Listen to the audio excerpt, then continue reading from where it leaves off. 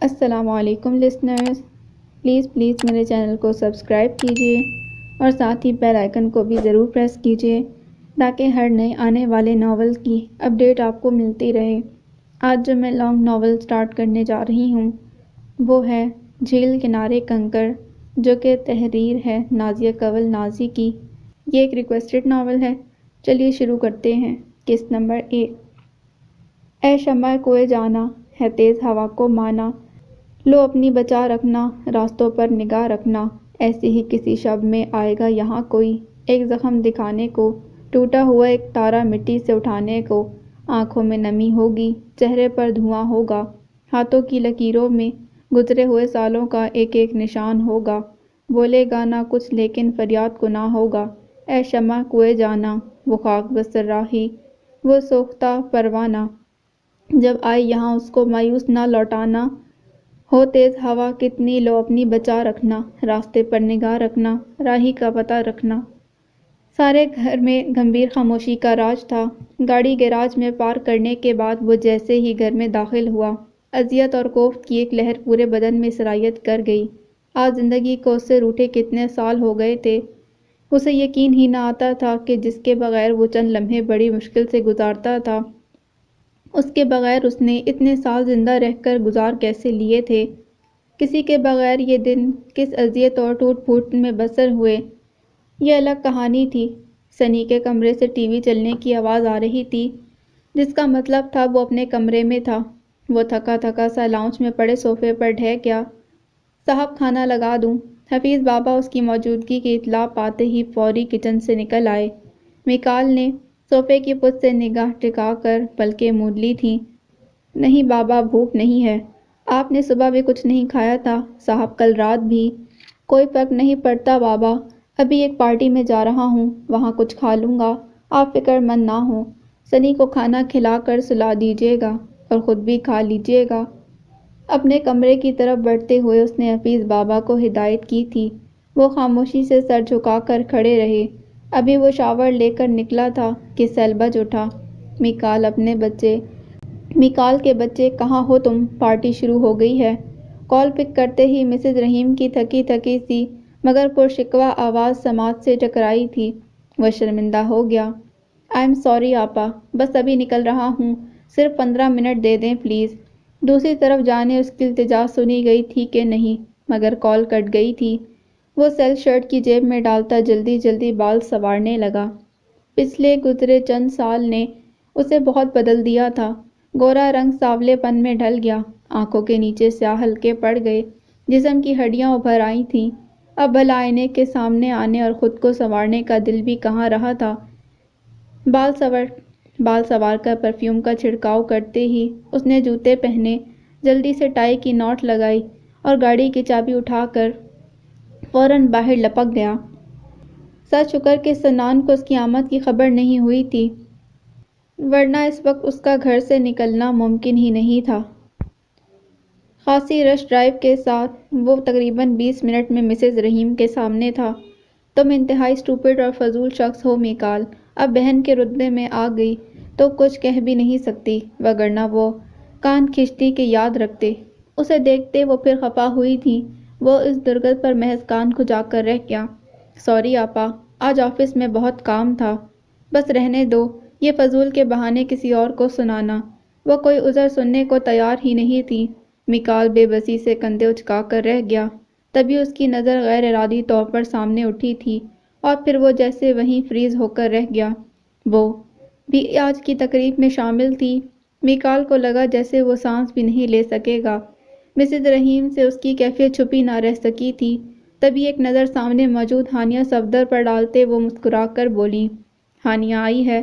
بہت اصرار کے بعد، سمجھو زبردستی بلوایا ہے اسے یہاں، صرف تمہارے لیے۔ اس تقریب کو ارینج کرنے کا مقصد ہی تم دونوں کو ایک دوسرے کے قریب لانا تھا۔ ساری غلط فہمیاں دور کر لو اپنی۔ اب نہیں آپا، اب بہت دیر ہو چکی ہے۔ جلتی آنکھوں سے اسے باتوں میں مشغول دیکھتے ہوئے اس نے جیسے خود کلامی کی تھی، پھر سر جھٹک کر پیچھے پلٹ آیا۔ دل کے زخم پھر رسنے لگے تھے۔ خدا خدا کر کے تو اسے صبر آیا تھا، اور مسز رحیم جیسے پھر سے اس کا صبر آزمانے پر تل گئی تھیں۔ وہ پیچھے آ کر ایک خالی نشست پر ٹک گیا۔ سلگتی جلتی نگاہیں نافرمان ہو کر بھی اسی چہرے کا طواف کر رہی تھیں جسے دیکھ کے بغیر اس کی صبح نہیں ہوتی تھی، جسے رات میں سونے سے پہلے پیار کیے بغیر اسے قرار نہیں آتا تھا۔ کتنی عجیب بات تھی کہ وہ جب اس کے پاس تھی تو اسے ارد گرد کی دنیا میں کشش محسوس ہوتی تھی، اب جب کہ وہ دنیا سے کنارہ کش ہو کر صرف اسی کے ہجر کا روگی ہو گیا تھا تو وہ اس سے چھن گئی تھی۔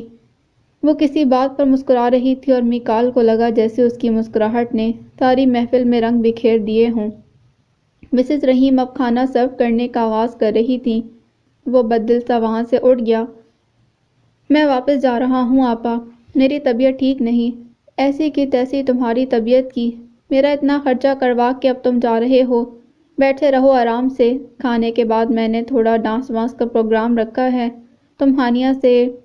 مجھے ہانیہ سے کوئی بات نہیں کرنی آپا، نہ اب میرا اس کی لائف سے کوئی لینا دینا ہے بس۔ بیزاری سے مسز رحیم کی بات کاٹ کر اس نے دبا دبا سا احتجاج کیا تھا۔ جواب میں وہ تب اٹھی۔ بہت پٹو گے تم میرے ہاتھ سے میکال، بتا دے رہی ہوں تمہیں۔ وہ مصروف تھی۔ میکال کو ان کی سخت ناراضگی کا علم نہ ہوتا تو بنا ڈانٹ کی پرواہ کیے چلا آتا، مگر اسی وقت مسٹر رحیم صاحب نے اپنی طرف بلا لیا تو وہ خفا خفا سا مسز رحیم کو دیکھتا ان کے قریب چلا آیا۔ تم کہاں جا رہے ہو؟ کھانا لگ گیا ہے، آؤ مل کر کھاتے ہیں۔ مجھے بھوک نہیں۔ لگ جائے گی بھوک بھی، تم آؤ تو صحیح۔ اور یہ سنی کہاں ہے؟ گھر پر ہی ہے، مجھے دیر ہو رہی تھی اسی لیے اسے ساتھ نہیں لایا۔ چلو جیسی تمہاری مرضی۔ رسانیت سے کہہ کر انہوں نے زبردستی میکال کو اپنے ساتھ بٹھا لیا۔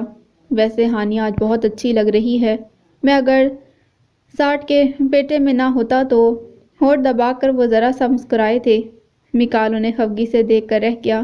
کھانے کے بعد مشروب کا دور چلا اور پھر ڈانس کا۔ سب ڈانس کے نام پر بس یوں ہی تھرک رہے تھے۔ اس نے دیکھا ایک لڑکا ہانیہ کو ڈانس کی آفر کر رہا تھا، مگر اس نے انکار کر دیا۔ اس وقت اگر وہ اس لڑکے کی آفر قبول کر لیتی تو جانے وہ کیا کر بیٹھتا۔ وہ ڈانس فلور کے بالکل سامنے بیٹھی تھی۔ وہ کچھ سوچتے ہوئے اٹھا اور اپنے قریب بیٹھی ماڈرن سی لڑکی کو ڈانس کی آفر کر دی، جسے اس لڑکی نے فوراً سے بیشتر قبول کر لیا۔ ہانیہ اپنے ٹیبل پر اکیلی بیٹھی تھی، لہٰذا اس کی نظریں ڈانس فلور پر ہی تھیں۔ میکال جس وقت لڑکی کے ساتھ اس کے مقابل آیا وہ کٹ کر رہ گئی۔ اس کے ہاتھ لڑکی کی کمر کے گرد تھے، مگر اسے وہ ہاتھ اپنی گردن کے گرد اپنا گلا گھونٹتے محسوس ہو رہے تھے۔ اگر اسے معلوم ہوتا کہ میکال وہاں آئے گا تو شاید وہ کسی قیمت پر کبھی وہاں نہ آتی۔ لہو لہو ہوتے دل کے ساتھ اس نے نظریں پھر اٹھائی تھیں، اور اس بار اس نے جو منظر دیکھا اس کے بعد کچھ اور دیکھنے کی تاب اس میں نہیں تھی۔ وہ اٹھی تھی اور کچھ سوچتے ہوئے مسز رحیم کی طرف چلی آئی۔ مسز رحیم، ایک فیور دیں گی؟ بنا ان کی مصروفیت کو خاطر میں لائے وہ انہیں ہاتھ پکڑ کر سائڈ پر لے آئی۔ ہاں بولو میری جان، آپ پلیز کچھ دیر تک میکال کو یہیں مصروف رکھیے گا، میں گھر جا رہی ہوں اپنے بیٹے سے ملنے۔ ٹھیک ہے تم جاؤ، میں اسے روک لوں گی۔ تھینکس، وہ بوجھل لہجے میں صرف یہی کہہ سکی تھی۔ پیچھے وہ مسکراتی نگاہوں سے اسے جاتے ہوئے دیکھتی رہیں۔ میکال ہانیہ کے اٹھتے ہی ڈانس فلور سے اتر آیا تھا۔ چلی گئی وہ؟ مسز رحیم کے قریب آ کر اس نے استفسار کیا تو وہ مسکرا کر بولی، ہاں مگر تمہارے گھر گئی ہے اپنے بیٹے سے ملنے، وہ یقیناً اسے ساتھ لے جائے گی۔ نہیں، کہیں نہیں لے جا سکتی وہ اسے، میری ساری محنت پر تو پانی ہی پھیر دیا تم نے۔ اب خدا کا واسطہ ہے تمہیں فوری گھر جاؤ اور اسے منا لو۔ یہ فاصلے اگر ابھی سمیٹے نہ گئے تو عمروں میں لمبی جدائی جھیلنی پڑ جائے گی میکال۔ بڑا ذاتی تجربہ ہے میرا۔ وہ ایک ہستی جس کے بغیر دنیا خالی خالی سی بے معنی لگے، اسے انا کی بھیٹ نہیں چڑھانا چاہیے، ورنہ ساری عمر کی بے سکونی اور رونا نصیب میں لکھا جاتا ہے۔ قدرے شکستہ لہجے میں وہ اسے سمجھا رہی تھی۔ میکال تقریب اور ان کی محبتوں کے لیے ان کا شکریہ ادا کرتا وہاں سے نکل آیا۔ شہر خاموشہ میں اس وقت غروب ہوتے سورج کی نارنجی کرنوں کے ساتھ ہی ایک عجیب سی خاموشی بکھرتی گئی تھی۔ آس پاس سے گزرتے لوگوں کی آمد و رفت کا سلسلہ بھی مانند پڑ گیا۔ ہاتھ میں تازہ پھولوں کے گلدستے کے ساتھ جو ہی وہ شہر خاموشہ کی حدود میں داخل ہوا، اس کی نگاہ سامنے لگے شیشم کے اس پیڑ کی طرف اٹھی تھی جس کے نیچے ابھی چند ہفتے قبل ایک نئی لحد تیار کی گئی تھی۔ پچھلے چند ہفتوں میں عزیر اس کامنی سی لڑکی کو روزانہ اسی وقت اصلاحات کے نزدیک درخت کے تنے سے ٹیک لگائے ارد گرد سے قطعی بے نیاز بیٹھتے دیکھتا تھا۔ روز وہ تازہ پھول اور پانی لاتی، قبر پر پہلے پانی اور پھر پھول بکھیرتی، پھر خاموشی سے دونوں بازو گھٹنوں کے گرد لپیٹ کر شیشم کے پیڑ کے تنے کے ساتھ ٹیک لگا کر بیٹھ جاتی۔ ایک طرف سے اس نے اپنے سارے سلسلے مٹی کے اس ڈھیر سے وابستہ کر رکھے تھے۔ عزیر کو اس لمحے بے ساختہ معروف مصنفہ بشریٰ رحمان کے وہ چند الفاظ یاد آئے تھے جو انہوں نے کسی کی یاد میں شاید ایسے ہی کسی موقع پر تحریر کیے تھے۔ شہر خاموشہ میں جانے والے وہاں جا کر اتنے بے پرواہ کیوں ہو جاتے ہیں؟ جا کر کوئی خیر خیریت کی خبر کیوں نہیں بھیجتے؟ خوابوں میں آتے ہیں تو کھل کر بات کیوں نہیں کرتے؟ سارے سلسلے مٹی کے ایک ڈھیروں سے کیوں وابستہ ہو جاتے ہیں؟ اسے لگتا تھا جیسے اس نے اسے کہیں دیکھا ہے، مگر کہاں، یہ اسے یاد نہیں آتا تھا۔ شاید اسے علم ہی نہیں تھا کہ عورتوں کا قبرستان میں آنا جانا مناسب نہیں، وگرنہ شاید وہ یوں روز پابندی سے وہاں نہ آتی۔ جانے چند ہفتے قبل مٹی کے ڈھیر تلے اترنے والی اس ہستی سے اس کا کیا تعلق تھا؟ وہ کیوں اسے کسی اور ہی دیس کی بات سی لگتی تھی؟ روز وہ اس کے بارے میں سوچتا تھا اور روز رات گئے تک خود سے الجھتے ہوئے بے چین رہتا تھا۔ درخت جاں پر عذاب رت تھی، نہ برگ جاگے نہ پھول آئے۔ باہر وادی سے جتنے پنچھی ادھر کو آئے ملول آئے، وہ ساری خوشیاں جو اس نے چاہیں اٹھا کر جھولی میں اپنی رکھ لیں۔ ہمارے حصے میں عذر آئے، جواز آئے، اصول آئے۔ شام ڈھل رہی تھی، آسمان پر سیاہ بادل کسی بھی پل برسنے کو تیار دکھائی دے رہے تھے۔ میکال حسن نے تھکی تھکی سی نظر اٹھا کر آسمان کی طرف دیکھا اور نگاہیں پھر سے عائشہ برہان کے خوبصورت چہرے پر ٹکا دیں، جو آسمان کی طرف اپنی آنکھوں کے گہرے بادل لیے کسی کے گزرے ہوئے طوفان کی مانند خاموش بیٹھی تھی۔ تو یہ طے ہے کہ ہمیں آج کے بعد نہیں ملنا؟ گہری سانس بھرتے ہوئے اس نے پوچھا۔ جواب میں عائشہ برہان نے ذرا سا رخ پھیر لیا۔ اس کی آنکھوں میں موٹے موٹے آنسو انمول ہیروں کی مانند دمک رہے تھے۔ زندگی کا اتنا لمبا سفر میرے بغیر طے کر لو گی؟ دھیرے سے ہاتھ اٹھا کر اس نے اس کے سرد ہاتھوں کو اپنی گرفت میں لیا تھا۔ جواب میں اس کی سسکاری نکل گئی۔ پتہ نہیں یہاں زندگی کا اعتبار کسے ہے میکال؟ ہو سکتا ہے میں ابھی یہاں سے اٹھ کر جاؤں اور صبح تم تک میرے مرنے کی خبر پہنچ جائے۔ نہیں، وہ اس کی طرف دیکھ نہیں رہی تھی۔ میکال تڑپ اٹھا۔ نہیں عائش، ایسا مت کہو پلیز، میں تمہیں چھوڑ سکتا ہوں، ہمیشہ کے لیے کھو نہیں سکتا۔ اس کا سیل بار بار بج رہا تھا، لیکن اس میں اتنی سی بھی ہمت نہیں تھی کہ وہ پاکٹ سے سیل نکال کر باہر سڑک پر پھینک دے۔ پچھلے 25 منٹ میں وہ 50 لاکھ کا نقصان کر بیٹھا تھا، مگر اسے پرواہ نہیں تھی۔ عائشہ برہان کے لفظ، اس کا آخری دیدار کسی بھی اہم میٹنگ سے بڑھ کر تھا اس کے لیے۔ عائشہ نے بس ایک نظر اٹھا کر اس کی طرف دیکھا تھا اور پھر فوراً سے بیشتر نگاہیں پھیر لیں۔ تم میری زندگی میں آنے والے پہلے اور آخری شخص ہو میکال، نہ تم سے پہلے کوئی نظر میں جچا، نہ تمہارے بعد میں کسی سے دل لگا پاؤں گی۔ شاید میں کبھی تمہیں بلا بھی نہ سکوں کہ میرے اختیار میں نہیں، مگر ایک چیز میرے اختیار میں ہے۔ بوجھل آواز میں بولتے بولتے اچانک اس نے سر اٹھایا تھا۔ میں تمہیں دفن کر سکتی ہوں یہاں۔ اپنے دل پر ہاتھ رکھتے اس کی آنکھ سے ایک اور موتی ٹوٹ کر گرا تھا۔ تم وہ شخص ہو میکال جسے زندگی سے پیار کروانا آتا ہے، تمہیں دلوں میں گھر کرنا آتا ہے، کسی بھی لڑکی کے دل کو اپنے قدموں کی آہٹ پر دھڑکانا آتا ہے۔ تم محبت کی نگری کے وہ مسافر ہو میکال، جو خواب دکھاتا ہے اور پھر اپنے اسیروں کو ہمیشہ ہمیشہ کے لیے اپنے تصور میں قید کر لیتا ہے۔ اور میں وہ بدنصیب لڑکی ہوں جو صرف تمہاری رفاقت کے خواب دیکھ سکتی ہے، مگر تمہیں پا نہیں سکتی۔ اس لیے آج میں یہاں تم سے مل کر ہمیشہ ہمیشہ کے لیے تمہیں اپنی یادوں میں قید کر لینا چاہتی ہوں۔ تم سمجھ لینا کہ ہم کبھی ملے ہی نہیں تھے۔ کیا تمہارے لیے یہ سمجھ لینا آسان ہے؟ نہیں، مگر اس کے سوا کوئی حل بھی تو نہیں۔ حل نکالا جا سکتا ہے۔ آخر تم مجھے اپنے گھر والوں سے بات کرنے کیوں نہیں دے رہی؟ وہ ضج ہوا۔ عائشہ نے اپنے ہاتھ اس کی گرفت سے نکالتے آنسو پوچھ لیے۔ نہیں میکال، اب اس کا کوئی فائدہ نہیں، کیونکہ تم میری فیملی کو نہیں جانتے۔ یہ لوگ ایک بار اگر کوئی بات طے کر لیں تو پھر مرتے دم تک اس سے پیچھے نہیں ہٹتے، اور میں ان بیٹیوں میں سے نہیں جو اپنی خواہشات کے لیے اپنے ماں باپ کے سامنے تن کر کھڑی ہو جاتی ہیں۔ سر جھکائے بہت دھیمے لہجے میں وہ کہہ رہی تھی۔ میری ماں نے زندگی میں بہت دکھ دیکھے ہیں، پاپا کی رحلت کے بعد بہت مشکل سے پال پوس کر بڑا کیا ہے ہمیں۔ میں انہیں مزید کوئی دکھ نہیں دینا چاہتی، میں وہ ہرگز نہیں کرنا چاہتی جو میری آپی نے کیا۔ بہت مشکل سے سنبھالا ہے میری ماں نے خود کو، میں دوبارہ انہیں اس اذیت میں نہیں دھکیل سکتی۔ اچھی بات ہے، مگر میرا کیا قصور ہے؟ کس چیز کی کمی ہے مجھ میں؟ تم اپنی ماں کے عمر بھر کے دکھوں کا مداوع مجھے دکھ سونپ کر کیوں کرنا چاہتی ہو؟ اس بار میکال کے لہجے میں دکھ کی آمیزش تھی۔ کیا قصور ہے میرا کہ میں ساری زندگی خوشی کے لیے ترستا رہوں؟ تم میری آئیڈیل ہو عائش، پہلی محبت۔ یوں آسانی سے تمہیں کھو کر زندہ نہیں رہ سکتا۔ بہت شدت سے چاہا ہے تمہیں، زندگی میں کسی کو تمہارا مقام نہیں دے سکوں گا۔ میری زندگی میں کوئی اور لڑکی کبھی تمہاری جگہ نہیں لے سکے گی۔ سچ میں مر جاؤں گا۔ تمہیں اپنی ماں کی پرواہ ہے، میری نہیں۔ اس کا لہجہ بھیگ گیا۔ عائشہ کو لگا وہ سانس بھی نہیں لے پائے گا۔ I am sorry Mikaal, really very sorry. اس کی آنکھوں سے بھی لہو ٹپک رہا تھا۔ وہ رخ پھیر گیا۔ نہیں، تم ایک سنگ دل اور منافق لڑکی ہو۔ میں کبھی تمہیں بے وفائی کے لیے معاف نہیں کروں گا۔ میکال، بہت شدت سے تڑپ کر اس نے اسے پکارا، مگر میکال نے پلٹ کر اس کی طرف نہیں دیکھا۔ تبھی وہ اٹھ کھڑی ہوئی۔ میں جا رہی ہوں، تم سمجھ لینا تمہیں جس عائشہ برہان سے محبت ہوئی تھی وہ مر گئی۔ خدا حافظ۔ اسے جانے کی جلدی تھی۔ وہ ہارے ہوئے شکستہ جواری کی طرح چپ چاپ بیٹھا رہ گیا۔ شام اپنی تمام تر اداسی کے ساتھ رخصت ہو رہی تھی۔ اسے لگا جیسے وہ اپنی متاع کل لٹا چکا ہو۔ اس میں اتنی سی ہمت بھی نہیں رہی تھی کہ وہ اٹھ کر اسے اس کے گھر تک ڈراپ ہی کر دیتا۔ تاہم اپنی گاڑی کی چابی ضرور اس نے اس کے پرس میں ڈال دی تھی۔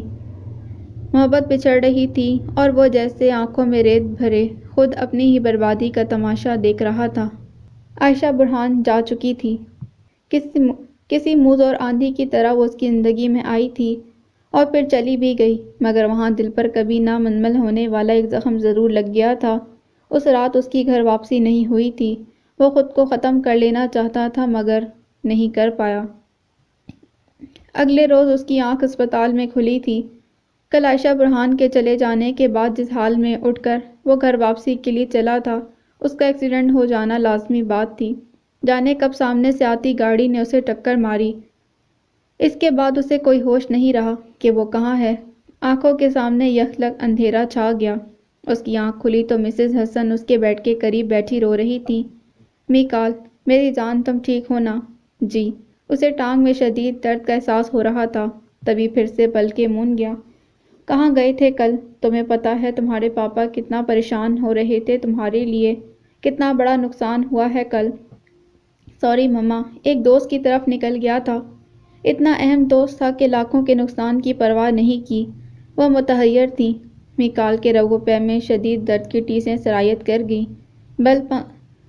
بند پلکوں سے بے ساختہ آنسو پھسلے تھے۔ میکال، کیا بات ہے میری جان، سب ٹھیک تو ہے نا؟ اپنے سوال پر اس کے خاموش آنسوؤں نے انہیں بے چین کر دیا۔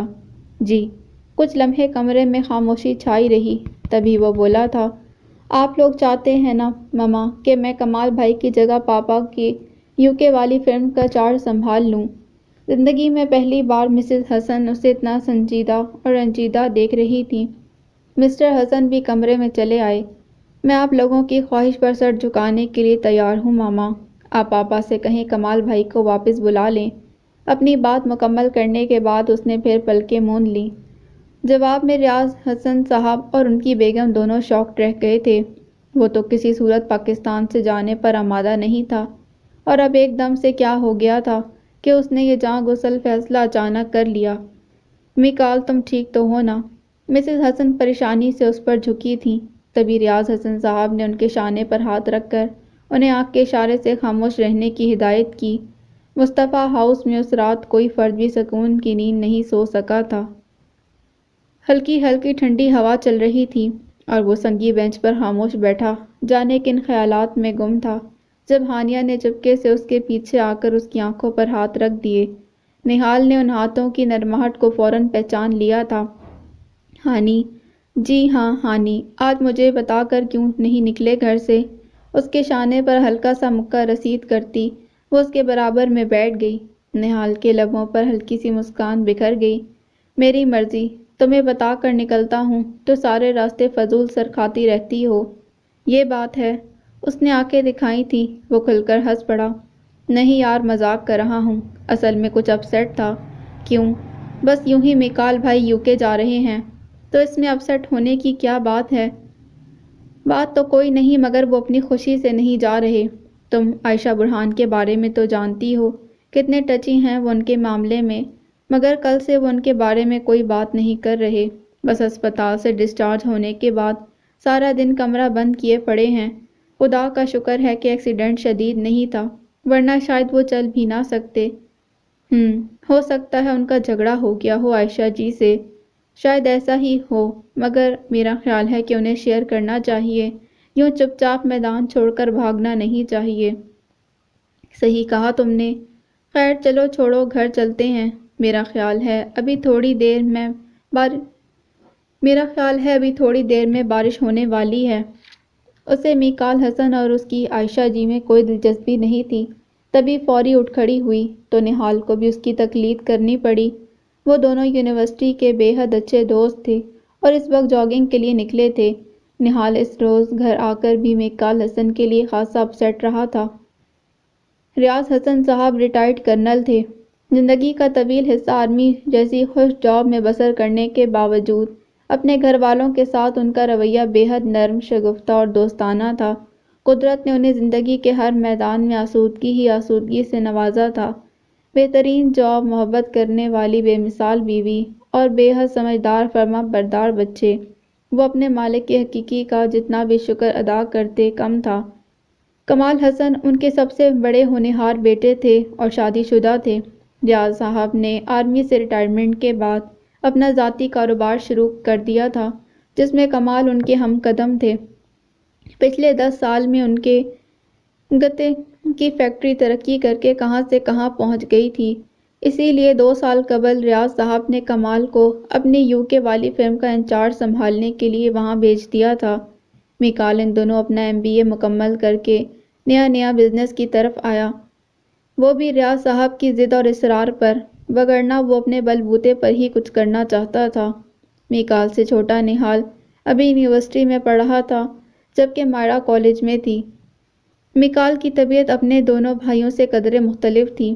وہ اپنے آپ میں مگن رہنے والا، بہت ریزرو نیچر کا مالک تھا۔ کمال کی بیوی اینا ان کی چچی ذات تھی اور بے حد شگفتہ مزاج کی حامل خاتون تھی۔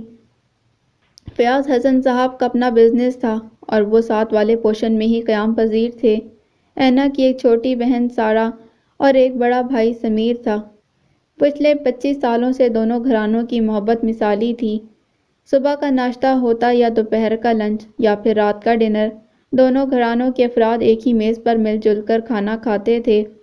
مائرا اور سارا ایک ہی کالج میں پڑھ رہی تھیں اور دونوں میں گہری دوستی تھی۔ نہال اور سمیر آپس میں بہت کلوز فرینڈ تھے۔ گھر میں ہر وقت دھمکا چوکڑی کا ماحول رہتا تھا، مگر میکال اس ماحول کا حصہ نہیں تھا۔ اس کی گھر میں کسی کے ساتھ بھی فرینڈشپ نہیں تھی۔ جتنا وقت وہ گھر پر گزارتا تھا، اس کی یہی کوشش ہوتی کہ اپنے کمرے میں بند رہے۔ اینا کے ساتھ بھی بس واجبی سی سلام دعا تھی۔ اس کی یہی وجہ تھی کہ ریاض صاحب اسے کمال کی جگہ یوکے بھیجنے پر بضد تھے، مگر وہ عائشہ کی وجہ سے ان کی ضد کے سامنے اڑ گیا تھا۔ عائشہ اسے اتنی دور بھیجنے کے حق میں نہیں تھی، مگر اب تو بازی ہی الٹ گئی تھی۔ یوکے جانے کا فیصلہ کر کے اپنے بند کمرے میں وہ بہت دیر تک بے آواز روتا رہا۔ عائشہ برہان نے جس وقت قدم گھر کی دہلیز پر رکھے، وہاں عجیب سناٹے کا راج تھا۔ یوں لگتا تھا جیسے کسی کی مرگ ہو گئی ہو، اور مرگ تو ہو گئی تھی، خود اپنے آپ کو مار کر باہر دفن کرنے کے بعد ہی وہ گھر واپس لوٹی تھی۔ لاؤنج خالی پڑا تھا اور کچھ دیر گمسم سی وہیں بیٹھی خود کو سنبھالنے کی کوشش کرتی رہی، پھر صوفے کی پشت گاہ سے سر ٹکا کر پلکیں موند لی۔ ایک عجیب سی تھکن جیسے اس کے رگ رگ میں سرایت کر گئی۔ عین اسی لمحے اسے اپنی ماں کے کمرے سے اپنی بڑی بہن کے چنگھاڑنے کی آواز سنائی دی۔ آپ ٹھیک نہیں کر رہی امی، وہ لڑکا کسی بھی طور سے عائشہ کے قابل نہیں، دیکھنے سے ہی پاگل لگتا ہے۔ کیسی ماں ہیں آپ، خاندان سے رشتہ بنائے رکھنے کے لیے اپنی بیٹی کو سولی پر چڑھا دیں گی۔ اس کا دل چاہا دونوں کانوں پر انگلیاں رکھ لے، مگر وہ بے حس بنی بیٹھی رہی۔ بہن کے بعد اب اس کی ماں چیخ رہی تھی، بکواس بند کرو اپنی اور دفع ہو جاؤ یہاں سے۔ کوئی حق نہیں ہے تمہیں اپنی ماں کے فیصلوں میں ٹانگ اڑانے کا۔ تم نے جو کرنا تھا اپنی باری کر چکی۔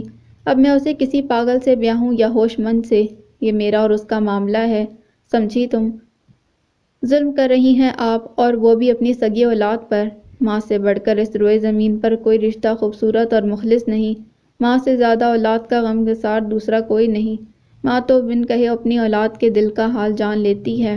آپ کیسی ماں ہیں جو آپ کو اس کی آنکھوں میں تیرتے آنسو دکھائی نہیں دے رہے؟ ایک بار پھر اسے اپنی بہن کی آواز سنائی دی، اور اس کے بعد فوراً ہی ماں کی۔ تم بکواس بند کرو گی یا میں دھکے دے کر نکالوں تمہیں یہاں سے؟ نکال دیں، یہی کر سکتی ہیں آپ۔ مجھے تو لگتا ہی نہیں کہ آپ ہماری سگی ماں ہیں۔ مجھ پر داؤ نہیں چلا تو چھوٹی بیٹی کو اپنی جھوٹی انا پر قربان کر رہی ہیں۔ اس کے حق میں کسی قابل وکیل کی مانند بولتی اس کی بہن از حد جرأت کا مظاہرہ کرتے ہوئے کمرے سے نکل آئی تھی۔ عائشہ نے پلکوں سے ٹوٹ کر گالوں پر پھسلتے آنسو کو مٹھی میں دبا لیا۔ تھوڑی دیر بعد اسے سیڑھیوں پر اپنی بہن کی سینڈل کی ٹک ٹک کی آواز سنائی دی۔ وہ بے جان سی بیٹھی رہی۔ اس کی بہن اب خاموشی سے اس کے پہلو میں صوفے پر آ بیٹھی تھی۔ یوں چپ کر کے بیٹھے رہنے سے زندگی کے مسائل حل نہیں ہوتے، سمجھی تم؟ میرے پاس اس کے سوا دوسرا حل نہیں ہے آپا۔ کوئی حل نہیں ہے، صاف انکار نہیں۔ کیوں حل نہیں ہے؟ صاف انکار نہیں کر سکتی۔ تم پڑھی لکھی سمجھدار لڑکی ہو۔ وہ شخص جو کسی بھی طرح سے کسی لڑکی کے قابل نہیں، تم اس شخص سے شادی کا تصور بھی کیسے کر سکتی ہو؟ اور پھر میکال، اس سارے کھیل میں اس کا کیا قصور ہے؟ اسے کس بات کی سزا دے رہی ہو تم؟ تائشہ کی آنکھوں میں خفگی تھی، غصہ تھا، رنج تھا۔ عائشہ نے آہستہ سے رخ پھیر لیا۔ اس کی آنکھیں اس لمحے جیسے جل رہی تھیں۔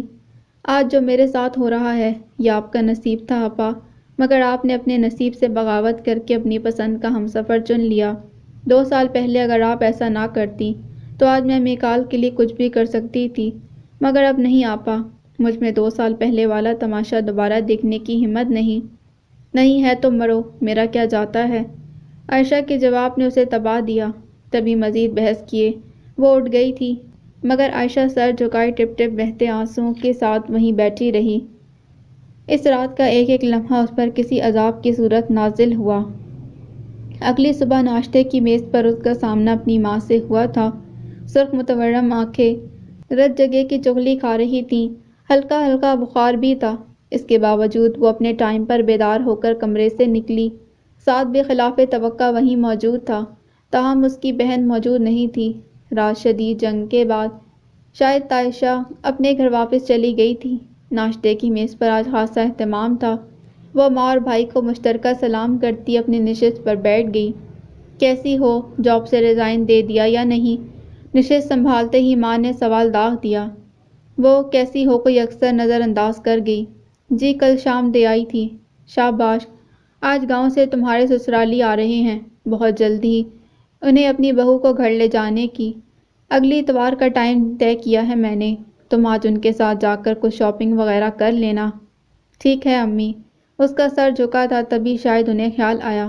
تم خوش ہو نا عائشہ؟ اور عائشہ کا دل چاہا وہ اس سوال پر خوب ہنسے، مگر اپنے آنسوؤں کی طرح اس نے اپنی ہنسی کا گلا بھی گھونٹ دیا۔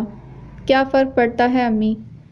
میری خوشی تو آپ کی خوشی میں ہے، اور اگر آپ خوش ہیں تو میں بھی خوش ہوں، کیونکہ میرا ایمان ہے کہ کوئی ماں کبھی اپنی اولاد کا برا نہیں چاہ سکتی۔ آپ نے میرے لیے جو طے کیا ٹھیک ہی ہوگا، نہ بھی ہوا تو کیا فرق پڑتا ہے؟ آپ مجھے جہنم میں تھوڑی دھکیلیں گی۔ راتوں کو جاگ جاگ کر سنبھالنے اور پیٹ کاٹ کاٹ کر پالنے والی آپ خدا کا دوسرا روپ ہیں امی۔ میں آپ کے حکم کی خلاف ورزی کیسے کر سکتی ہوں؟ خوش رہو بیٹے۔ اس کے الفاظ نے عائزہ بیگم کے دل پر خاصا اثر کیا، تبھی انہوں نے اس کا ہاتھ تھام لیا۔ تائشہ بکواس کرتی ہے، اسے ماں کی قدر نہیں ہے، مگر تم وہاں بیاہ کر جاؤ گی تو دیکھو گی تمہاری ماں نے تمہارے لیے کیسا شاندار گھر پسند کیا ہے۔ میں بہت ڈری ہوئی ہوں عائشہ، تمہارے ابا کے بعد ساری زندگی ایک ایک چیز کے لیے ترس ترس کر، جیسے میں نے عمر پوری کی ہے۔ میں نہیں چاہتی ویسی ہی زندگی تمہیں گزارنی پڑے۔ پھر تمہارے ابا کی وفات کے بعد میں بہت اکیلی پڑ گئی ہوں۔ ایسے میں خاندان والوں سے کٹ کر میں اپنی بیٹیاں غیر خاندان کے سپرد کیسے کر سکتی ہوں؟ اپنا اگر مارے بھی تو چھاؤں میں پھینکتا ہے۔ تم سمجھ رہی ہو نا میری بات؟ جی امی۔ وہ اگر یہ ساری وضاحت نہ بھی کرتی تب بھی اسے کہیں بھاگنا نہیں تھا۔ شاباش، سیدھا سادہ لڑکا ہے۔ دیکھا میں نے، زیادہ چک چک نہیں ہے گھر میں۔ ماں بہن تھوڑی تیز ہیں مگر تمہیں تو شوہر کے ساتھ رہنا ہے۔ وہ اگر مٹھی میں ہو تو ساس نندوں کا کیا ہے؟ گھر کی گاڑی ہے، زمین ہے، اور کیا چاہیے؟ 7 کا ویزا لگوا دیا ہے تمہارے دیور نے، وہ باہر ہی ہوتا ہے۔ اب دیکھنا اس گھر کے حالات بھی چٹکیوں میں بدل جائیں گے۔ اپنی بیٹی کا سودا کر کے وہ ماں خوش ہو رہی تھی، اور عائشہ کو اب پتہ لگا تھا کہ اس کا پورا گھر اس رشتے پر کیوں خوش تھا جس کی نسبت اس سے بڑی تائشہ سے طے تھی۔ تائشہ کے انکار اور پھر اپنی مرضی سے گھر والوں کی پسند کے بغیر کورٹ میرج کر لینے کے بعد وہ ہڈی خود بخود اس کے گلے میں فٹ ہو گئی تھی۔ سارا خاندان اور برادری الگ منہ بنائے بیٹھے تھے۔ ایسے میں وہ چاہتے ہوئے بھی اپنے لیے کچھ نہیں کر سکتی تھی۔ بیٹی رحمت کا روپ بن کر باپ کے گھر جنم لیتی ہے، پروان چڑھتی ہے، اور پھر اس رحمت کو اس کے وارث جب چاہیں جیسے چاہیں آزمائش کی بھٹی میں ڈال دیتے ہیں۔ وہ بھی رحمت تھی، لہٰذا اس نے بھی دل پر پتھر رکھ کر خود کو اپنے والدین کی طرف سے آزمائش کی بھٹی میں جلانے کے لیے ذہنی طور پر تیار کر لیا۔ اس کی شادی طے ہو گئی تھی۔ پتھر کے بے جان مجسمے کی طرح نکاح کے روز وہ آنکھوں کے سوتے خشک کیے اپنے ساتھ ہونے والا تماشا دیکھتی رہی۔ جس روز اس کا نکاح تھا اس سے 2 روز قبل اسے میکال حسن کی طرف سے خط ملا تھا، اور اس خط میں سوائے سرخ روشنائی سے تحریر ایک خطے کے اور کچھ بھی نہیں تھا۔ نہ کوئی سوال، نہ گلہ، بس ایک خطہ: عکس پانی کا اگر قید کیا جا سکتا، عین ممکن تھا اس شخص کو میں پا سکتا۔ کتنی بے سود جدائی ہے کہ دکھ ہے نہ ملال، کوئی دھوکہ ہی وہ دیتا کہ میں پچھتا سکتا۔ اور عائشہ نے یہ خطہ بھیگی آنکھوں سے پڑھنے کے بعد ہمیشہ کے لیے محفوظ کر لیا تھا۔ میکال حسن کو UK آئے 2 سال تھا جب اس روز اسکائپ پر مائرہ نے اس سے رابطہ کیا۔ السلام علیکم، کیسے ہیں آپ؟ ٹھیک ٹھاک ہے نا؟ آپ کے لیے گڈ نیوز ہے۔ ہر روز آن لائن ہوتے ہی وہ یوں ہی شروع ہو جاتی۔ میکال جو ابھی کیمرہ سیٹ کر رہا تھا ایک دم سے چونک اٹھا۔ Good news? جی ہاں گڈ نیوز، جی ہاں گڈ نیوز، سنیں گے؟ ماما نے آپ کے لیے لڑکی پسند کر لی ہے، اور پتہ ہے لڑکی کون ہے؟ ہانیہ صفدر۔ مسکرا کر مطلع کرتے ہوئے اس نے گویا دھماکہ ہی کر ڈالا تھا۔ وہ سرتا پیر ہل کر رہ گیا۔ وٹ؟ مگر میری مرضی کے بغیر یہ کیسے ہو سکتا ہے؟ میں ابھی شادی کے حق میں نہیں ہوں۔ تو کیا ہوا؟ ہم لوگ تو ہیں نا، اور پھر ہانیہ جیسی لڑکی تو چراغ لے کر ڈھونڈنے سے بھی نہیں ملے گی۔ آپ نے تو دیکھا ہی ہوا ہے اسے، کل نہال بھائی کی برتھ ڈے پارٹی میں آئی تھی، اتنی پیاری لگ رہی تھی کہ بس مت پوچھیں۔ ویسے بھی آپ کو کون سا ان کے ساتھ رہنا ہے، وہ تو یہاں رہیں گی ہمارے پاس۔ مائرہ اپنا راگ لاپ رہی تھی۔ میکال نے تنک کر لائن ڈسکنیکٹ کر دی۔ 2 سال ہو گئے تھے مگر آج بھی اس کے دل میں اپنی محبت کا زخم تازہ تھا۔ آج بھی بیدار ہو کر آنکھ کھلتے ہی وہ بےتابی سے موبائل دیکھتا کہ شاید عائشہ کی طرف سے کوئی میسج آیا ہو۔ دن بھر اس کی یاد چٹکی بن کر کاٹتی رہتی۔ رات میں بستر پر لیٹتا تو چھم سے تصور میں موجود ہوتی۔ اس کی ہر یاد اب بھی اس کے دل سے لپٹی تھی۔ پتہ ہے میکال، جب ہماری شادی ہوگی تو میں روز تمہیں بہت پیار اور لاڈ سے جگایا کروں گی۔ اس روز وہ دونوں قریبی پارک آئے ہوئے تھے جب عائشہ نے بہت ترنگ میں اس سے کہا۔ میکال اس کی بات پر مسکرا دیا۔ اچھا، مثال کے طور پر کیسے جگاؤ گی؟ سوچنے دو۔ ہاں، تم سو رہے ہوگے اور میں کمرے میں آؤں گی، تمہیں آواز دوں گی، مگر تم آنکھیں نہیں کھولو گے۔ تب میں بیڈ پر تمہارے پہلو میں ذرا سا جھکوں گی، پھر اپنے لب تمہاری پیشانی پر رکھ دوں گی، تم ذرا سا کسمساؤ گے، اور پھر… وہ شرما بھی رہی تھی اور بتا بھی رہی تھی۔ میکال کی آنکھیں شرارت سے چمکنے لگیں۔ اور تمہیں پتہ ہے اس کے بعد میں کیا کروں گی؟ نہیں، تم بتا دو۔ شادی کے بعد بتاؤں گی۔ عائشہ کا چہرہ سرخ ہو رہا تھا۔ میکال کا دل چاہا اسے خود میں جذب کر لے۔ اسے خبر بھی نہ ہوئی اور اس کی آنکھوں کے گوشے نمی سے بھیگ گئے۔ اسی لمحے اس نے اپنے گھر کا نمبر ڈائل کیا۔ السلام علیکم امی۔ کئی بیلز کے بعد اس کی کال مسز حسن نے ریسیو کی تھی۔ وعلیکم السلام، کیسے ہو بیٹا؟ ٹھیک ہوں۔ چاہنے کے باوجود وہ ان سے اپنے لہجے کی نمی چھپا نہیں سکا تھا۔ مگر مجھے ٹھیک نہیں لگ رہے ہو۔ کیا تم رو رہے ہو میکال؟ وہ ماں تھی اور ماؤں کے دلوں کے ساتھ قدرت نے عجیب سگنل فٹ کیے ہوتے ہیں۔ سمندر پار بھی انہیں اپنی اولاد کی آنکھوں میں آنسو دکھائی دیے جاتے ہیں۔ میکال نے ان کے سوال پر اپنی آنکھیں رگڑیں۔ نہیں مما، ایسی کوئی بات نہیں، بس کل سے زکام ہوا ہے۔ خیر چھوڑیں آپ اس بات کو، مجھے آپ سے کچھ اور بات کرنی ہے۔ جی میری جان کہو۔ مما، مائرہ بتا رہی تھی آپ لوگوں نے میرے لیے کوئی لڑکی پسند کی ہے۔ ہاں، بہت پیاری بچی ہے ہانیہ، تمہارے پاپا کے بہت عزیز دوست کی بیٹی ہے۔ تم جانتے تو ہو انہیں بہت پسند آئی ہے ہمیں۔ بس میں اور تمہارے پاپا تو رشتہ کرائے ہیں، مگر ماما آپ لوگوں کو مجھ سے پوچھنا چاہیے تھا۔ میں ابھی شادی نہیں کر سکتا، پلیز آپ نہال کی کر دیں۔ پاگل ہوئے ہو؟ اس کی ابھی تعلیم مکمل نہیں ہوئی۔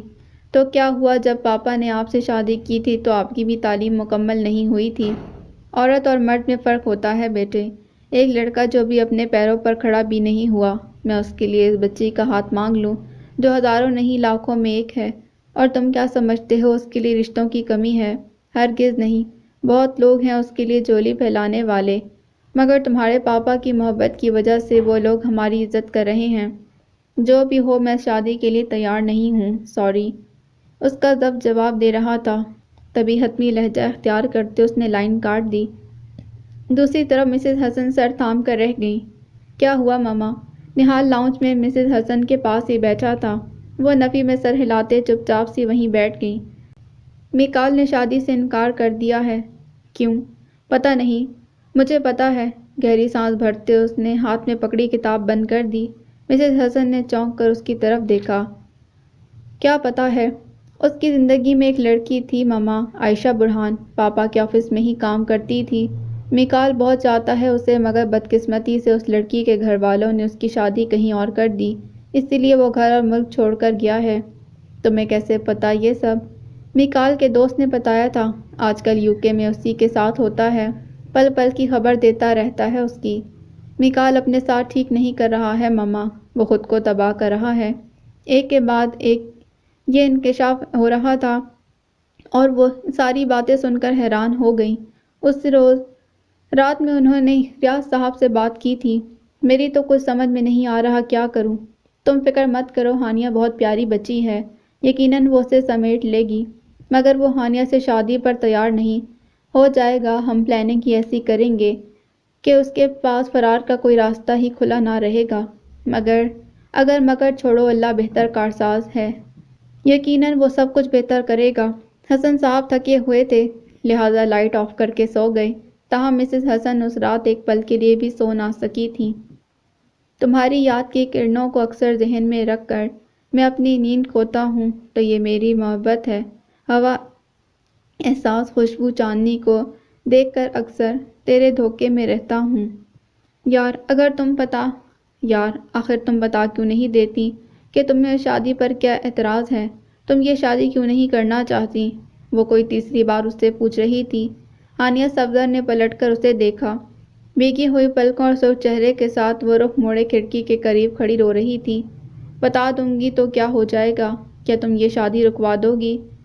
ہاں، رکوا بھی سکتی ہوں۔ تمہیں پتہ ہے تمہارے لیے میں کچھ بھی کر سکتی ہوں، مگر تم منہ سے کچھ پھوٹو تو صحیح۔ وہ اس کے لیے پریشان تھی۔ ہانیہ گہری سانس بھرتی کھڑکی سے پلٹ آئی۔ یہ شادی رکوا دو ہادیہ، جیسے بھی ہو سکتا ہے پلیز، نہیں تو میں مر جاؤں گی۔ دیکھ لینا تم ٹھیک ایک ہفتے بعد ان ہاتھوں پر مہندی کی جگہ خون رچے گا، ڈولی کی جگہ جنازہ اٹھے گا میرا۔ گلوگیر لہجے میں وہ شروع ہوئی تو پھر بولتی چلی گئی۔ ہادیہ نے بے ساختہ اپنا سر پیٹ لیا۔ تم پاگل ہو گئی ہو ہانی، اور کچھ نہیں یار۔ ماں باپ اولاد کا بھلا سوچتے ہیں ہمیشہ۔ بھلا؟ یہ بھلا سوچا ہے میرے ماں باپ نے میرا، ایک شخص جس کے پاس آپ کو دینے کے لیے کچھ بھی نہیں، خالص محبت، خالص جذبات، کچھ بھی نہیں، اس کے ساتھ میرا رشتہ جوڑ کر بھلا کیا ہے میرے گھر والوں نے۔ ایسا بھلا کرتا ہے کوئی اپنی سگی اولاد کے ساتھ؟ میں کیا لولی لنگڑی ہوں، اندھی ہوں، 50 سال سے اوپر عمر ہو گئی ہے میری، یا پھر بد کردار ہو گئی ہوں؟ کیوں یہ لوگ کسی بوجھ کی طرح گلے سے اتار پھینکنا چاہتے ہیں مجھے؟ کیوں؟ وہ دوبارہ اب دیدہ ہو گئی تھی۔ ہادیہ اس بار اسے دیکھ کر رہ گئی۔ تم غلط سوچ رہی ہو ہانیہ، میکال بھائی اتنے بھی برے نہیں کہ کوئی لڑکیوں سے شادی نہ ہونے کے لیے یوں رو رو کر آنکھیں سجا لے۔ اور پھر آج کل اتنے اچھے لڑکے ملتے کہاں ہیں؟ لڑکیوں کے ماں باپ کی نیندیں اڑی ہوئی ہیں۔ شکر کرو کہ گھر بیٹھے اتنا اچھا بر مل گیا تمہیں، وگرنہ آج کل حسین سے حسین لڑکیاں صرف ایک نام کے لیے کس کس عذاب کا شکار ہو رہی ہیں تم نہیں جانتی، میں جاننا بھی نہیں چاہتی۔ کوئی شوق نہیں ہے مجھے شادی وادی کا، اور ایک بٹے ہوئے انسان سے شادی کا تو ہرگز نہیں۔ میں جس حال میں ہوں خوش ہوں۔ آج خوش ہو، ساری عمر خوش نہیں رہ سکو گی۔ 5 سال، 10 سال، 15 سال، کتنا عرصہ جوان رہو گی؟ ایک وقت آئے گا جب تم تنہا چلتے چلتے تھک جاؤ گی، اور تب تمہارے اندر یہ خواہش بیدار ہوگی کہ کوئی ہو جو زندگی کے سفر میں تمہارے ساتھ چلے، مگر تب وقت گزر چکا ہوگا۔ پھر کیا کرو گی؟ خودکشی کر لوں گی، مگر میکال حسن جیسے کسی فضول انسان سے شادی نہیں کروں گی۔ مرغے کی ایک ٹانگ کی طرح وہ اپنی بات سے پیچھے نہیں ہٹی تھی۔ ہادیہ اپنے گال پیٹ کر رہ گئی۔ کیوں نہیں کرو گی؟ اتنا خوبصورت اور اچھا رشتہ ہے، تمہیں لگتا ہوگا تم کر لو۔ ویسے بھی مشکل میں دوست ہی دوستوں کے کام آتے ہیں۔ تم نے دیکھا نہیں فلموں کہانیوں میں فرینڈز کیسی کیسی قربانیاں نہیں دیتی اپنی فرینڈز کے لیے؟ میری تو پھر بھی حقیقی زندگی ہے، وہ بھی بے حد مختصر۔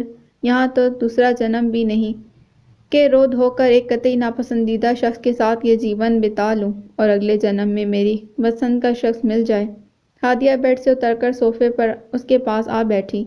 آپ کی اطلاع کے لیے عرض ہے محترمہ کہ یہاں میری بھی ایک ہی زندگی ہے، وہ بھی بے حد مختصر۔ اور دوسری بات، تمہارے علم میں ہے کہ میری نسبت بچپن ہی سے تمہارے عاشق مزاج اسٹوپڈ بھائی کے ساتھ طے ہے۔ نہ ہوتی تو میکال جیسے آئیڈیل شخص کو پانا میری اولین ترجیح ہوتی۔ چڑخالہ لے کر کہتی وہ یہ جان ہی نہ سکی کہ اس کی بات نے ہانیہ کو پھر سے کتنا بے چین کر دیا ہے۔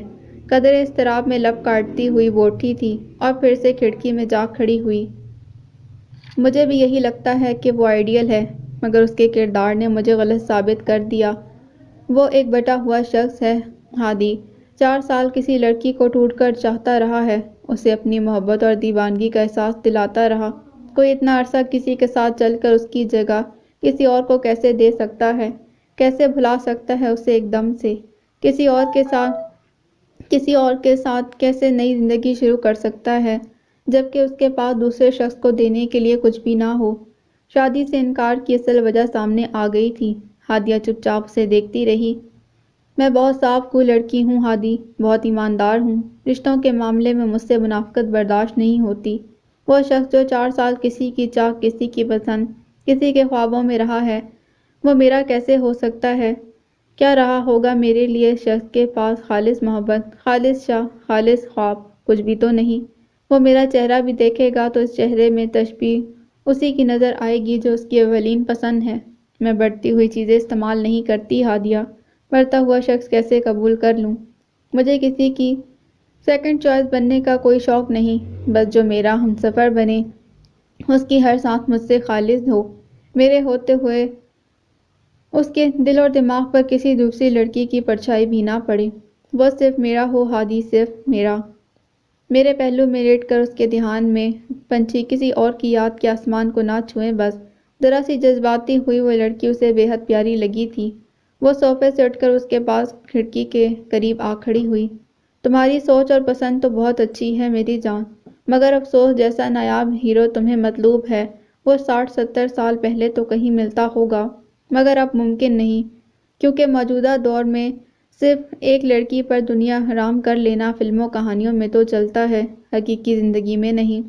یہاں مرد ہو یا عورت زندگی کے سفر میں ہر نئے موڑ پر نئے سفر کے ساتھ چلنا پسند کرتے ہیں سویٹی۔ ایک ہی محبت کو روگ بنا کر دل سے لگا لینا مرد تو خاص طور پر اپنی شان کے خلاف سمجھتے ہیں۔ تو سمجھتے رہیں یار، میں شادی کے لیے مرد تو نہیں رہی۔ وہ تپی ہوئی تھی۔ ہادیہ مسکرا کر رہ گئی۔ ٹھیک ہے تو چل کر انکل کو یہ بات بتا دو، سب ٹھیک ہو جائے گا۔ کاش میں ایسا کر سکتی، کاش وہ اتنے سخت باپ نہ ہوتے، کاش۔ جب کچھ بھی اختیار میں نہیں تو فضول میں اپنی جان کیوں ہلکان کر رہی ہو؟ 3 دن ہو گئے تمہیں بھوک ہڑتال کیے، کیا یہ اس مسئلے کا حل ہے؟ نہیں، مگر یہ اذیت، بے چینی، یہ غصہ میری جان لے لے گا ہادی۔ میں جب میکال حسن کے متعلق سوچتی ہوں میری شریانیں پھٹنے لگتی ہیں، وہ شخص مجھے وقت سے پہلے مار دے گا، دیکھ لینا تم۔ ہانیہ کے لہجے میں گہرا اضطراب تھا۔ ہادیہ تڑپ کر رہ گئی۔ پاگل ہو گئی ہو؟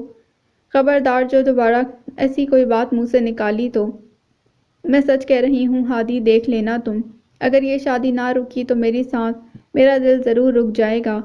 نہیں، ایسا کچھ نہیں ہوگا۔ تم میکال حسن سے شادی نہیں کرنا چاہتی، ٹھیک ہے، مت کرنا۔ میں وعدہ کرتی ہوں تمہاری شادی اس سے نہیں ہونے دوں گی، مگر تم دوبارہ کبھی مرنے کی بات نہیں کرو گی۔ اس کی بے چینی محبت سے مشروط تھی۔ ہانیہ کی پلکیں بھیگ گئیں۔ اتنے کم دنوں میں تم کیا کرو گی؟ کچھ نہ کچھ تو کروں گی۔ اپنی کسی سہیلی کو اس کی پہلی بیوی اور اس کے ڈھیر سارے بچوں کی اماں بنا کر عین نکاح کے وقت سامنے لے آؤں گی۔ ابھی کل ہی کسی کہانی میں یہ سب پڑھا تھا میں نے۔ تم بے فکر رہو، سب ٹھیک ہو جائے گا، میں ہوں نا۔ وہ اس کی صحیح درد آشنا تھی۔ ہانیہ اس کے گلے لگ کر رو پڑی۔ تھینکس ہادی، تم نہ ہوتی تو جانے میں کب کی مر چکی ہوتی۔ اف، پھر مرنے کی بات۔ اب تم مار کھاؤ گی مجھ سے اور کچھ نہیں۔ ایک دھموکہ اس کے نازک کمر پر رسید کرتے وہ بولی تو ہانیہ روتے میں مسکرا دی۔ اب جلدی سے فریش ہو جاؤ، کھانا بھجوا رہی ہوں، اچھی طرح کھا لینا، اوکے۔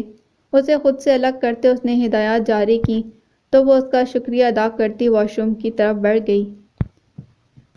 صفدر منیر باجوہ صاحب حال ہی میں آرمی سے کرنل کے عہدے سے ریٹائر ہوئے تھے۔ ہانیہ ان کی اکلوتی بیٹی تھی۔ ان سے بڑا ان کا صرف ایک بیٹا جازب تھا، جو مڈل کے بعد اعلیٰ تعلیم حاصل کرنے کے لیے ان کی بڑی بہن کے پاس انگلینڈ چلا گیا۔ ہانیہ اس سے پورے 7 سال چھوٹی تھی۔ وہ ففتھ میں تھی جب صفدر منیر باجوہ صاحب کی محبوب بیوی آسیہ بانو کا انتقال ہو گیا۔ یہ سانیہ ان کے لیے اتنا شدید ثابت ہوا کہ عین بیوی کے سوئم والے دن وہ خود بھی ہارٹ اٹیک کا شکار ہو کر اسپتال جا پہنچے، مگر قدرت کو ابھی انہیں زندگی کی نعمت سے نوازنا تھا، لہٰذا ایک ہفتہ اسپتال میں رہ کر دوبارہ گھر لوٹ آئے۔ ہانیہ اس ایک ہفتے میں رشتہ داروں کی موجودگی کے باوجود ملازمین کے رحم و کرم پر رہی تھی۔ گزرتے وقت کے ساتھ ساتھ صفدر صاحب نے خود کو تو سنبھال لیا، مگر بیٹی کے لیے زیادہ حساس ہوتے گئے۔ جازب اس وقت 15 سال کا تھا، مگر پھر بھی ہانیہ کے کمرے میں گھسا اسے گلے سے لگائے روتا رہتا تھا۔ صفدر باجوہ صاحب کے مزاج میں حاکمیت اور سختی تھی۔ وہ چاہتے ہوئے بھی اپنے بچوں سے فری نہیں تھے۔ یہی وجہ تھی کہ آسیہ بیگم کی رحلت کے بعد جب اس گھر سے خوشیاں روٹی تھیں، وہیں رشتہ داروں نے بھی آنا جانا کم کر دیا۔ جازب کو واپس چلے جانا تھا۔ ایسے میں 8 سال کی ہانیہ ملازمین کے رحم و کرم پر چھوڑ کر بے فکر رہنا ان کے لیے ممکن نہیں تھا، لہٰذا خاصی سوچ بچار کے بعد بالآخر انہیں وہ فیصلہ کرنا پڑا جس کے لیے انہوں نے کبھی سوچا بھی نہیں تھا۔ صرف ہانیہ کی زندگی اور مستقبل کے لیے انہیں ذکیہ بیگم کو بیوی بنا کر آسیہ بیگم کی جگہ اس گھر میں لانا پڑا تھا، جس کے در و دیوار سے جھلکتی وحشت صاف دکھائی دیتی تھی۔ ذکیہ بیگم کو پہلے شوہر سے طلاق ہو چکی تھی، لہٰذا صفدر باجوہ کی زندگی میں آنے کے بعد وہ اگر بہت اچھی چوائس ثابت نہیں ہو سکی تو اتنی بری بھی نہیں تھی۔ ہانیہ باجوہ ہاؤس میں ذکیہ بیگم کی آمد کے بعد منیر صاحب سے مزید دور ہو گئی۔ وہ شخص جو صرف اس کی ماں سے محبت کا دعوے دار تھا، اس شخص کو ماں کی وفات کے بعد کسی اور کے ساتھ مطمئن دیکھ کر روز جانے کتنے آتش فشاں تھے جو اس کے اندر پھٹتے تھے۔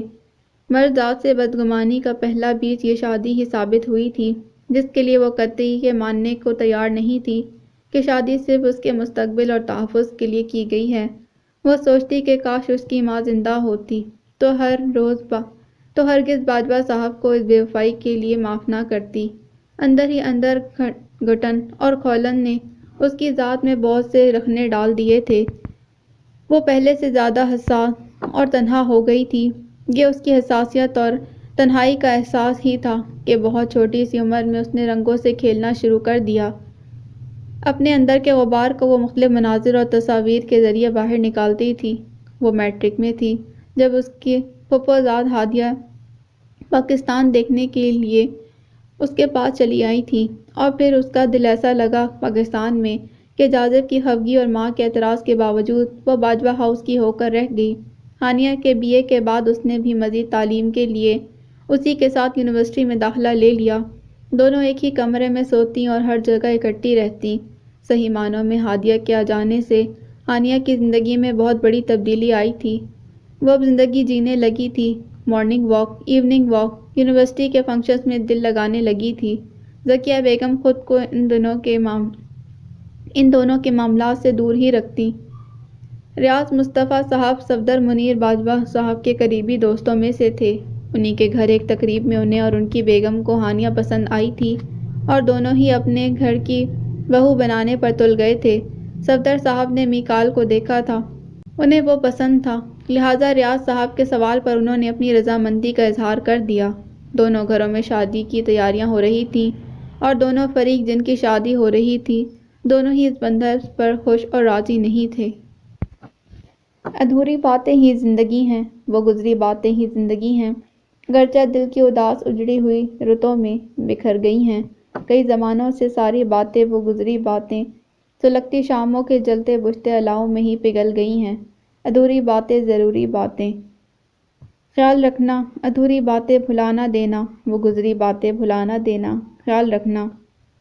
ٹیوب ویل چل رہا تھا، لہلہاتی سرسبز فصلیں ٹھنڈا ٹھار پانی جذب کرتی ایک دم سے جوان دکھائی دینے لگی تھیں۔ ظاہر ملک نے دونوں ہاتھوں کے پیالے میں پانی بھر کر کئی بار منہ پر چھپاکے مارے۔ گرمی کا زور اتنا انتہا پر تھا، وہ ابھی کھڑا ہوا تھا کہ حویلی سے پیغام آ گیا۔ ظاہر بڑی حویلی میں چودرانی صاحبہ یاد کر رہی ہیں تجھے۔ خیر ہے؟ عقیل مزارے کی اطلاع پر اس نے ہاتھ قمیص کے دامن سے خشک کرتے سر اٹھا کر اسے دیکھا۔ آخو خیر ہی ہے، وہ اصل میں چودرانی صاحبہ کی پوتی آ رہی ہے باہر سے، اسی کو لینے ایئرپورٹ جانا ہے تجھے۔ پوتی؟ یہ اتنے سالوں بعد چودرانی کی پوتی کہاں سے آ گئی؟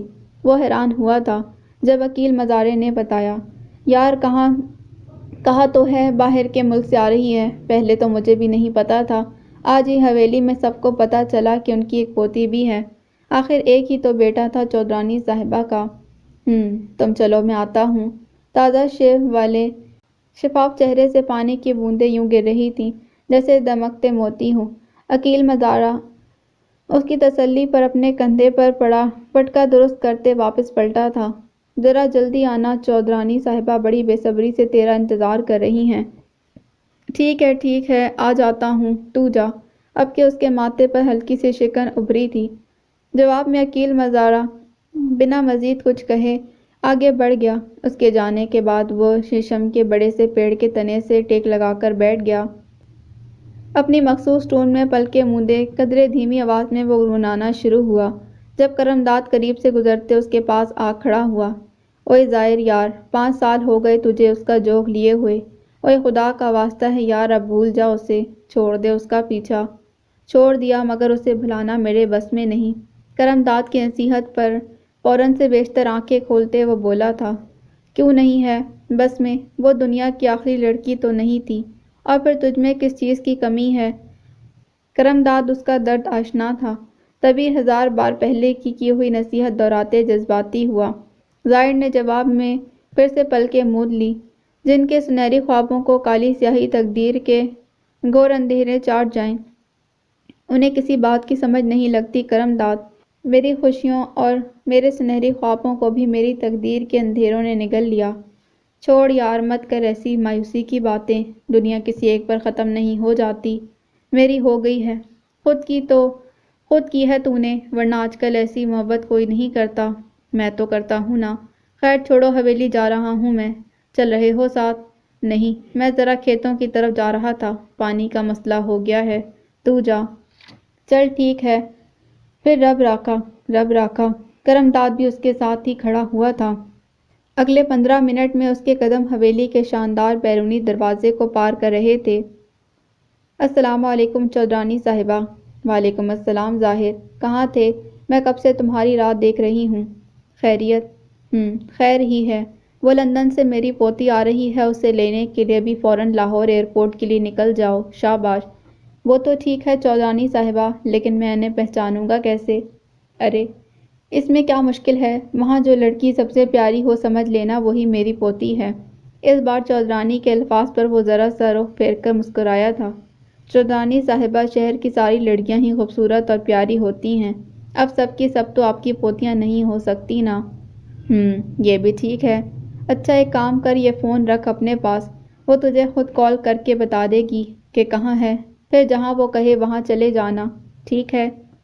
جی ٹھیک ہے۔ وہ اسی حویلی میں پل بڑھ کر جوان ہوا تھا۔